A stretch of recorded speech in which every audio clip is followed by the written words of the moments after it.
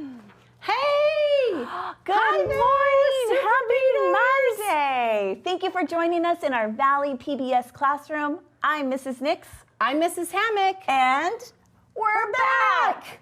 Oh, we missed you so much! Absolutely. So, Mrs. Hammock, where have we been for so long? We have been everywhere, all over Fresno Unified, in classrooms all over the place, helping teachers and super readers learn. Absolutely. We've done all kinds of grade levels, from 6th grade all the way down to preschool. So it has been so much fun to come and get to hang out with you guys in person. But we're so excited to be back here so that we can be with all of you and practice all of those great learning strategies, because this is a great place to learn, practice, and grow our brains to become even better and stronger readers, writers, and thinkers. So let's get started by warming up our brains with some ear training called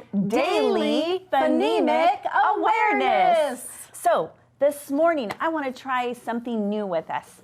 Let's go through. We're going to talk about categorization. And this is where we're going to give 3 words, and 2 of those words have the same ending sound. Okay, same ending One of them's sound. not going to match. It's going to have a different ending sound. Okay, turn up your ears, because if we're listening to the ending, we have to listen to the whole word and wait for the end. All right, I'm ready. Are you ready? All right, let's try it. So, how about these 3 words? Baby, fly, and happy. Okay.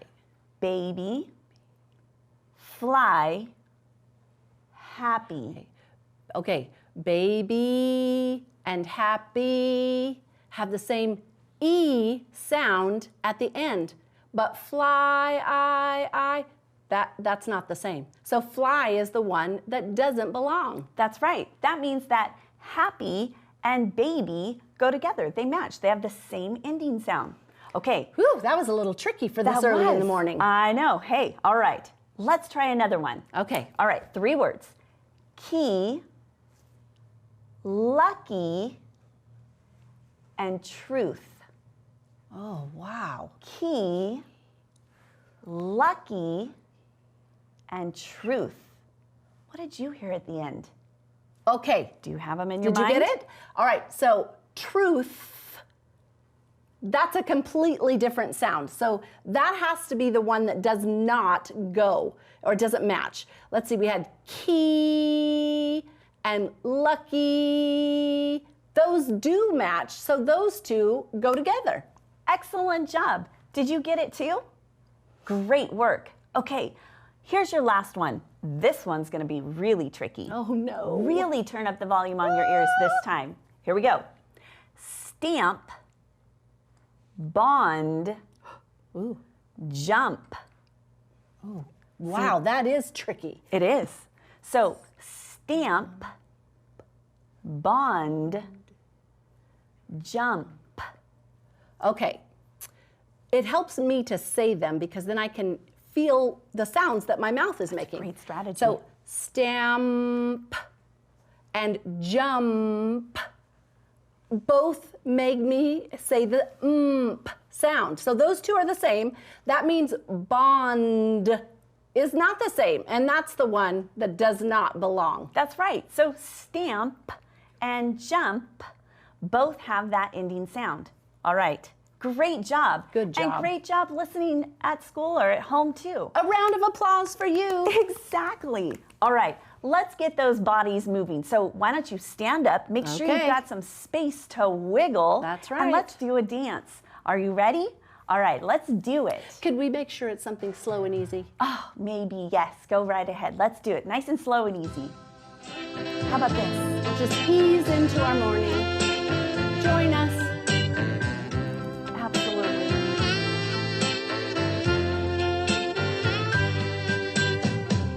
He's a chickadee. A chickadee. Sitting in a birch tree, singing his song for everyone to hear.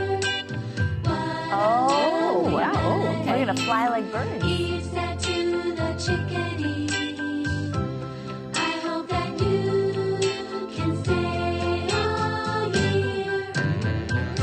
Oh, we're gonna fly around. Yes. Fly around your room. Now look, this is a gentle flying. Yeah, we don't want to bump into anybody, right? Oh, now we're a bumblebee. Buzzing round the apple Looks like a tree. chicken. Kind of. Visiting flowers one by one.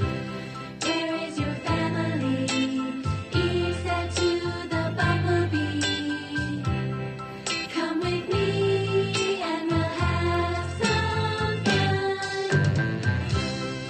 Ooh, these happy memories.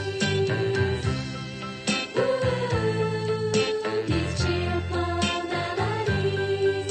The chickadee and the bumblebee. Ooh, a little bee wiggle.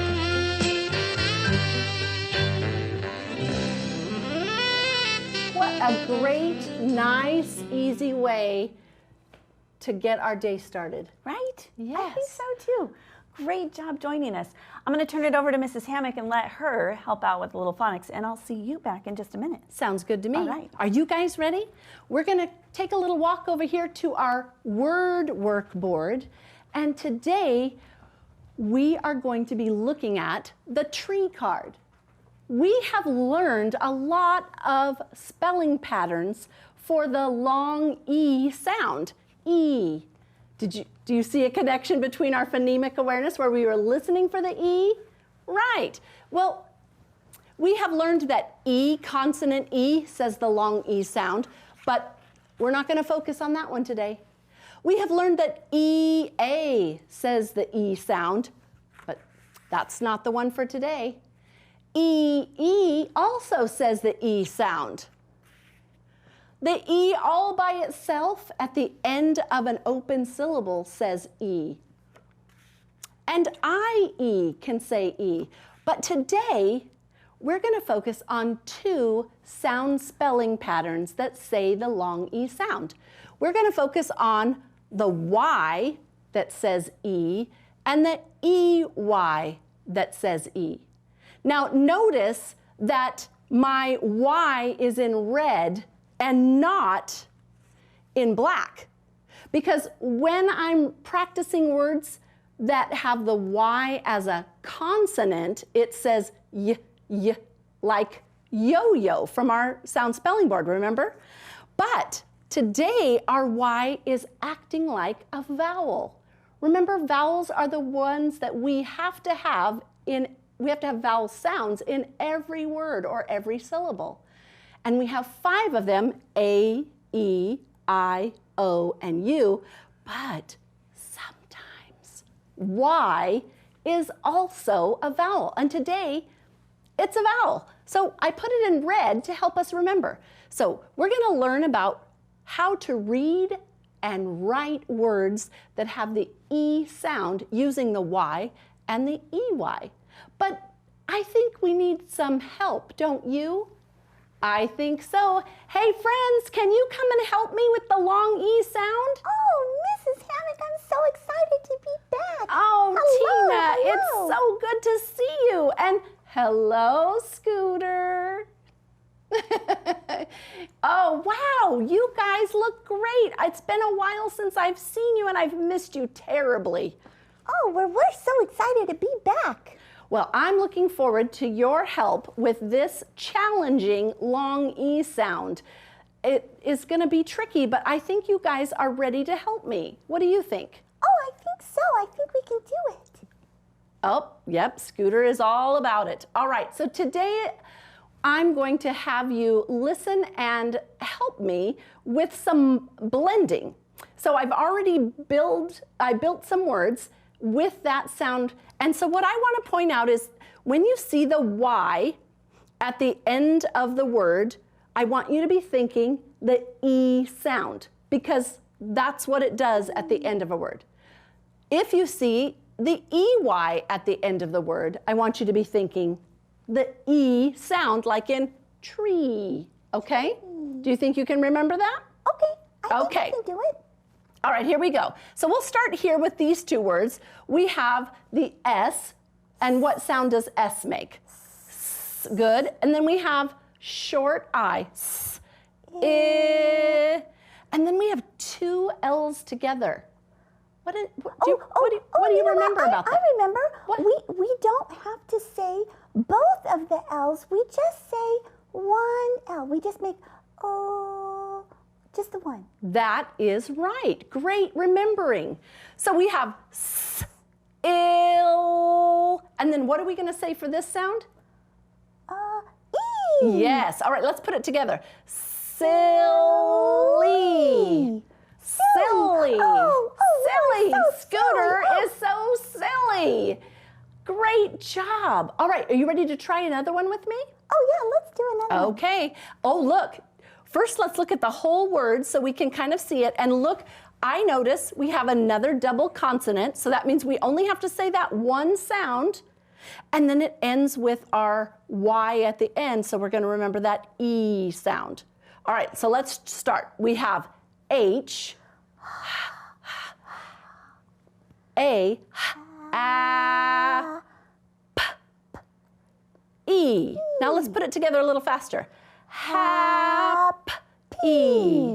Happy. Happy. Yeah. Great job. So if you're wanting to write about something that is silly or happy, then you would use the Y at the end. That's pretty awesome. All right, let's take a look at the EY at the end. Do you see the other double consonant there? Okay, so we need to look at the whole word and think about it. Here we go. So we start with the V sound. Do you remember that sound? V, A, O, E. All right, let's think about it. Let's blend it slowly. Valley. A little faster. Valley. Oh, Mrs. Hammock. Did you get it? I see that word, and you know what? I see it on your shirt too. You are right, because this is Valley PBS. Yeah. Valley. Do you know what a valley is? I do. What is it? It's when we're between mountains and it's a low spot in the bottom. We're in the valley. That is right. And we live in the San Joaquin Valley, and it's a very large valley. So valley is an important word for us to know how to read and write. Oh, yes. All right, I have one more word for us. Are you ready? Yep, let's Okay. This one's a little tricky. Honey. Honey. Now, did you hear, listen how I say that word. Honey. Did you hear how the O kind of, it kind of sounds more like a short U sometimes? We don't say honey, we say honey. So that can be tricky when a vowel has kind of a little bit of a different sound. When you blend it together and we say it quickly, it can change the sound just a teensy bit by the way that we pronounce it. Did you notice that? I did notice it. So that was good. And Scooter, I know that you really like honey because Scooter has a sweet tooth and he loves everything that is sweet. Yes. Oh, yes. He's very excited about it. So maybe this is a good time for me to send you to go have a little snack. Maybe you could have some honey and crackers. Oh, that sounds great. We'll see you later, Mrs. All right, I'll see you guys later. All right, super readers. So this week, all week, we're going to be working on the Y and EY that says the E sound. Now, if you remember, we have our sound spelling board here. And remember, this is not an alphabet.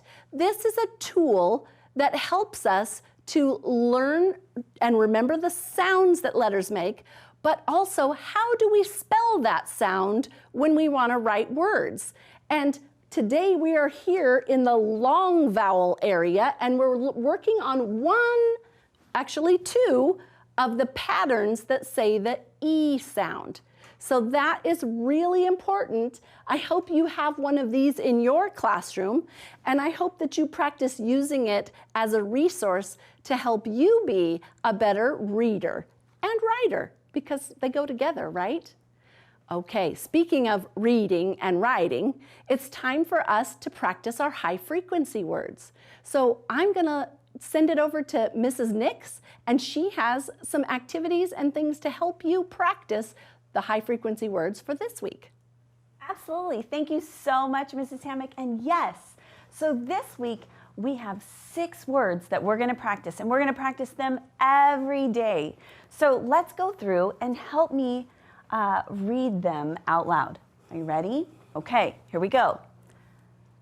Found, hard, near, woman, wood, and right.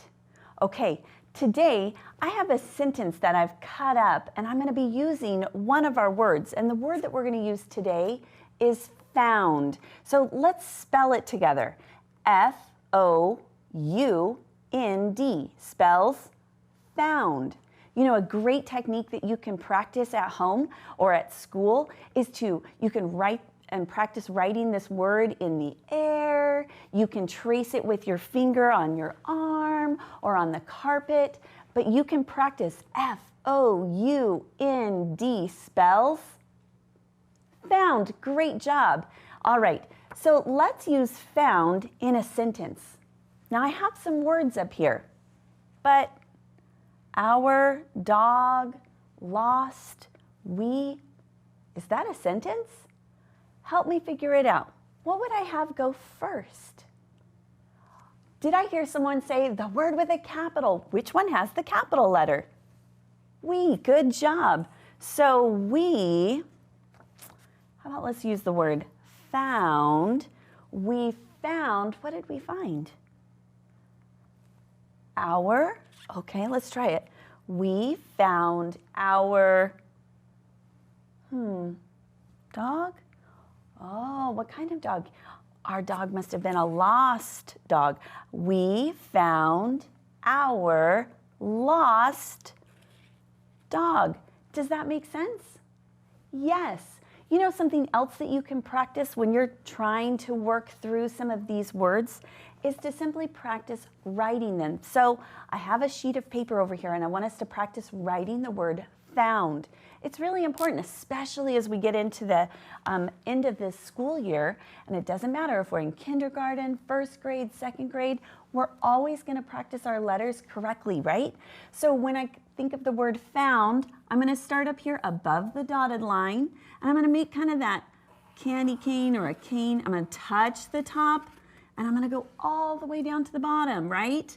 And then I'm going to cross at the middle. So F. Remember, my O has to stay between the dotted line and the bottom line. I don't want any of them floating up at the top. F-O-U-N. And look at this. I'm keeping all my letters stayed right here below that dotted line. Are you practicing that at home too? Great job, because it always is nice to have nice handwriting. Then people can read it. All right, so today we're going to work on visualizing and sequencing. Visualizing is just having that mental picture as we're reading the words on the page. So if we see the word chair, we can visualize and think about a chair, something we sit in. Okay, the second thing is sequencing. So think to yourself, what happens first, next, last? And we're going to practice some of that as we listen to today's story, which is From Puppy to Guide Dog. I'll see you back here in just a minute. How do people work with animals? Read about how people train guide dogs. From puppy to guide dog. Most dogs are pets, but some dogs help people. What is the key to making a dog a good helping dog?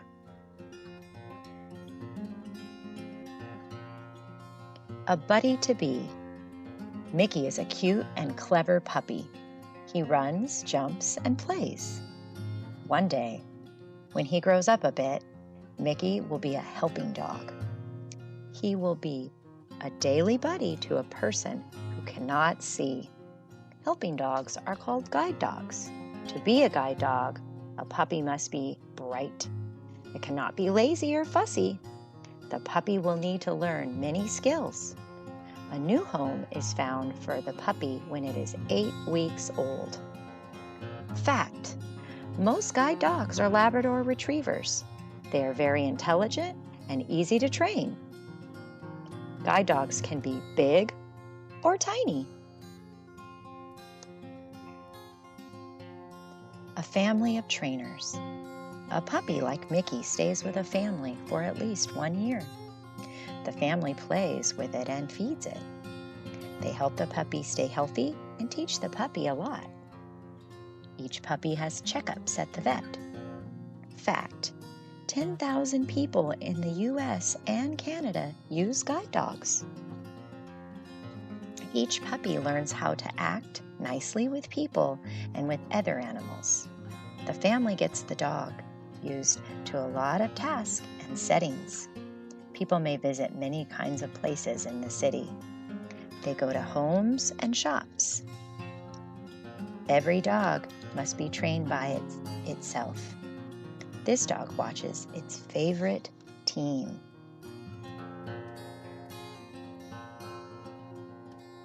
Learning new tasks. As time goes by, the dogs are trained how to go across the street. The dog stays near the trainer. It learns to stop at a red signal. This will help the dog safely lead a person who cannot see the traffic. Fact: guide dogs are allowed in restaurants, stores, schools, any place a person can go.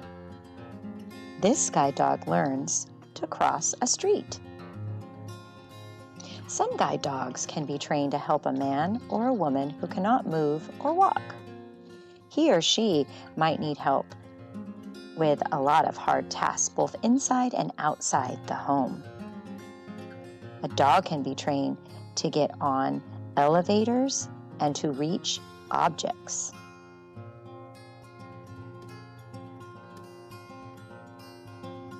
Eyes and ears.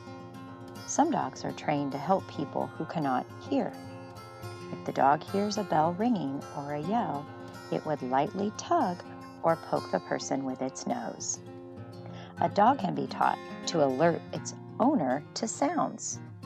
Fact: guide dogs should not be bothered while working. Ready to guide. Training a puppy for a year is not an easy job. Owners may call or write to thank the family that raised their puppy. Training a guide dog helps a lot of people. How does a guide dog get trained to help people?